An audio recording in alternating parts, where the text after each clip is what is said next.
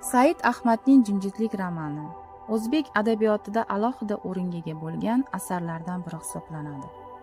Asosiy mavzu jamiyat va inson vijdoni, axloqiy qadriyatlar, jimjitlik ortidagi botiniy kurashlar bo'lib, muallif tashqi sokinlik ostida kechayotgan murakkab ichki kechinmalarni tasvirlaydi.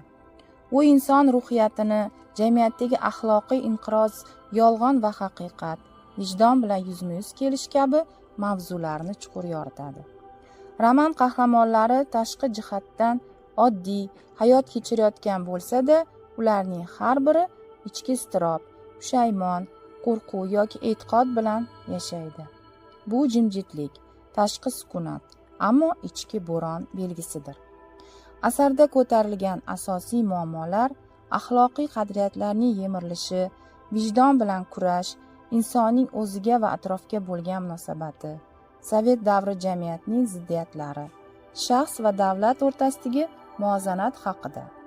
Romandagi qahramonlar turli kasb egalari, har xil sinf vakillari bo'lib, ular orqali muallif jamiyatning turli qatlamlaridagi ruhiy va axloqiy holatni ochib beradi. Har bir obraz orqali biror ijtimoiy holat yoki psixologik jarayon ifodalangan.